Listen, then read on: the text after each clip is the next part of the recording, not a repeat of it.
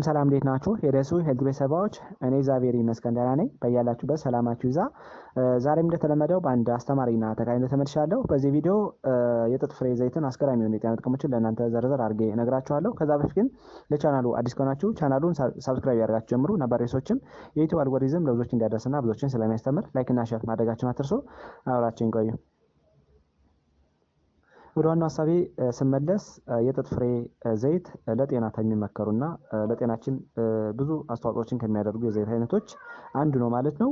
በውስጡ ጠቃሚ የሆኑ ፕሮቲኖችን፣ አስፈላጊ የሆኑ ጤነኛ የሆኑ ቅባቶችን፣ ጸረ ሙቀታማ ኬሚካሎችን፣ ማዕድናትና ቫይታሚንን በደንብ ፓክድ አድርጎ ስለያዘ ለጤና የሚመከሩ የዘይት አይነቶች አንዱ ነው ማለት ነው። ከላይ የጠቀስናቸው ንጥረ ነገሮች በደንብ ፓክድ አድርጎ ስለያዘ የሰውነታችን የኃይል ሚዛን ይደግፋል፣ ለልብ ጤና ጎጂ ኮሌስትሮሎችን ለመቀነስና አጠቃላይ ለደም ስሮች ጤንነት ያገለግላል። እንዲሁም ለአጥንት ጤና፣ ለቆዳ ጤና፣ ለምግብ መፍጫ ስርዓት በጣም ከሚመረጡ የምግብ አይነቶች አንዱ ነው ማለት ነው። ስለዚህ አዘውትሮ የጥጥ ፍሬ ዘይትን መመገብ ለጤና ትልቅ በረከቶችን ከምናገኝባቸው የዘይት አይነቶች አንዱ ነው ማለት ነው። ስለዚህ የጥጥ ፍሬ ዘይት ለሰውነታችን ጤንነት እንዴት ነው አስተዋጽኦ የሚያደርገው የሚለውን በስድስት ከፊል እናንተ እነግራችኋለሁ። ከዛ በፊት ግን ለቻናሉ አዲስ ከሆናችሁ ቻናሉን ሰብስክራይብ ያደርጋችሁ ጀምሮ ነባር ቤተሰቦችም ላይክ እና ሼር ያደርጋችሁ ትብብራችሁ እንዳይደስ እጠይቃለሁ። የመጀመሪያውና አንደኛው ለልብና ለደም ስሮች ጤንነት በጣም ተመራጭ ነው ማለት ነው።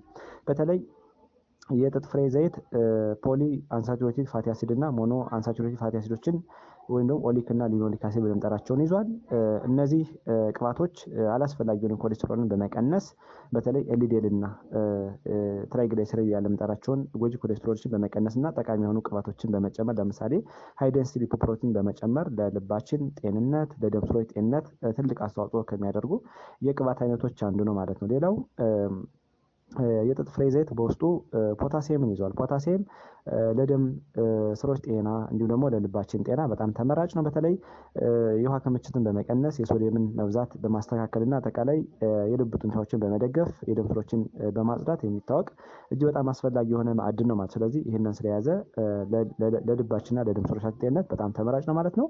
ሁለተኛ የጥጥ ፍሬ ዘይት ፕሮቲንን ይዟል ማለት ነው። ፕሮቲን ደግሞ አጠቃላይ ለጡንቻዎቻችን እድገት እንዲሁም ደግሞ የተለያዩ የሴሎቻችን እድገት በመጠበቅና በማስተካከል አጠቃላይ ለሰውነታችን እድገት ለሰውነታችን ጥንካሬ በጣም ተመራጭ ነው ማለት። ስለዚህ ፕሮቲንን ስለያዘ አጠቃላይ ለጡንቻዎች ለሴሎች እድገት የተለያዩ ፕሮቲኖች እንዲሰሩ ኤንዛይሞች እንዲሰሩ በማድረግ የሚታወቅ እጅግ በጣም አስፈላጊ የሆነ የዘይት አይነት ነው ማለት ነው። ሶስተኛ ጸረ ሙቀታማ ኬሚካሎችና ጸረ ብግነት ባህሪ ያላቸውን ውህዶች ይዟል ማለት ነው። በተለይ የጥጥ ፍሬ ዘይት ቶኮፎሮል ወይም ደግሞ ቫይታሚን ኢን ይዟል ማለት ነው። ቫይታሚን ኢ አጠቃላይ ፖተንት የሆነ ጸረ ሙቀታማ ኬሚካል ሲሆን የተለያዩ ብግነቶችን፣ እብጠቶችን፣ አላስፈላጊ የሆኑ የኦክሳይድ ውጥረቶችን በመቀነስ ሰዎች ለተለያዩ ችግሮች እንዳይጠቁ ያደርጋል። በተለይ ሰውነታችን ውስጥ ፍሪ ራዲካል ወይም ደግሞ ያልተረጋጉ ኤሌክትሮኖች እንዳይጠራቀሙ በማድረግ የሰውነታችን ሚዛን ይጠብቃል ማለት ነው። በተለይ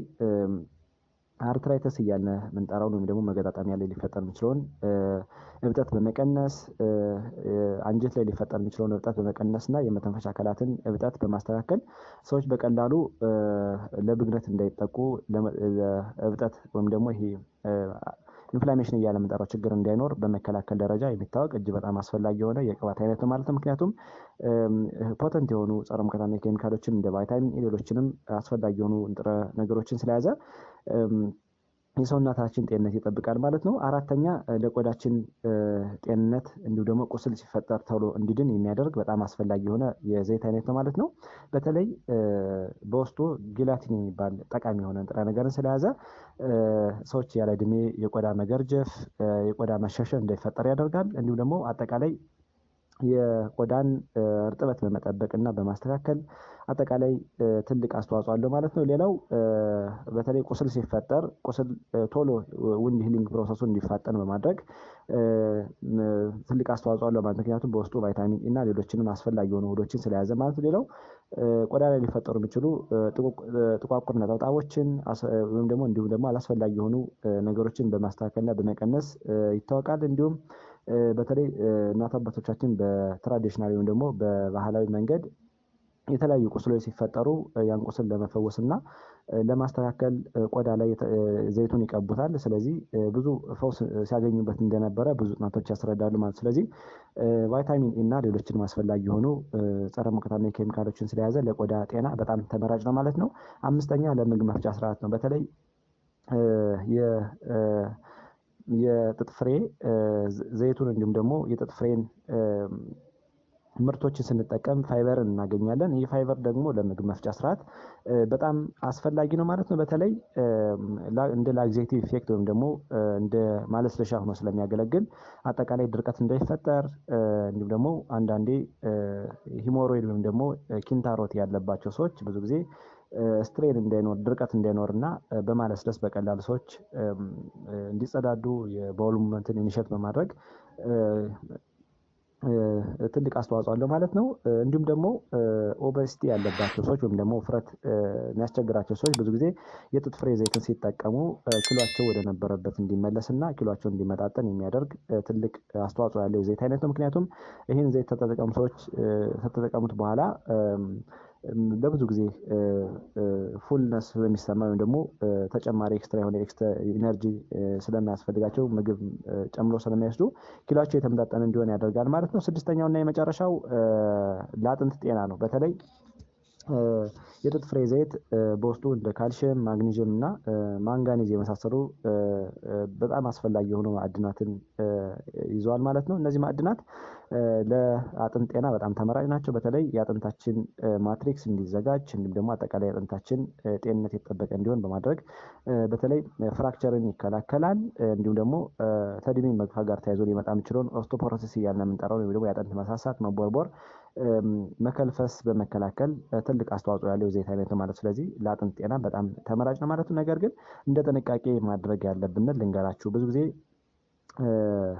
የጥጥ ፍሬን ዘይት እንዲሁም ደግሞ ምርቶችን መጠቀም የተሻለ ነው። ምክንያቱም ዝም ብለን የምንመገበው ከሆነ ጎሲፖል የሚባል በጣም አደገኛ የሆነ ውህድ ስላለው ጥሬውን ብንጠቀመው ብዙ ጊዜ ወጣት ሴቶች፣ ወንዶች ለመሃንነት ሊጋለጡ ስለሚችሉ ጥንቃቄ ማድረግ አለባቸው ማለት ነው። ምክንያቱም ጎሲፖል ብለን የምንጠራው ይህ ውህድ ብዙ ጊዜ ቶክሲክ የሆነ ፕሮፐርቲ ስላለው ለኢንፈርቲሊቲ ሊያስከትል ይችላል ማለት ነው። ስለዚህ ፕሮዳክቲቭ የሆኑ ኤጅ ግሩፖች ይህንን ጥሬውን ብዙ ጊዜ አዘውትረው እንዲጠቀሙት አይመከርም። አሁን እንዳልኳችሁ ጎጂ የሆነ ውህድ ስላለው ማለት። ስለዚህ ፕሮዳክቶችን መጠቀም በጣም አስፈላጊ ነው ማለት። በተለይ ዘይቱን እንዲሁም ደግሞ የተለያዩ ነገሮችን የጥጥ ፍሬን ውጤቶችን መጠቀም የተሻለ ማለት ነው። ጥሬውን ዝም ብለን የምንመገብ ከሆነ አሁን እንዳልኳችሁ ጎጂ የሆነ ቶክሲክ የሆነ ፕሮፐርቲ ስላለው ለኢንፈርቲሊቲ ሊያስከትል ይችላል ማለት ነው። ስለዚህ ሰዎች ሲመገቡት በተለይ የተጣራውን ዘይት የተጣሩ ፕሮዳክቶችን መጠቀም በጣም አስፈላጊ ነው ማለት ነው። ስለዚህ ዛሬ በዚህ ቪዲዮ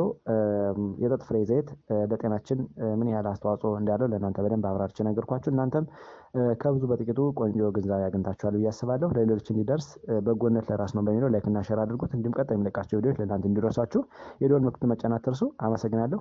ባይ ባይ።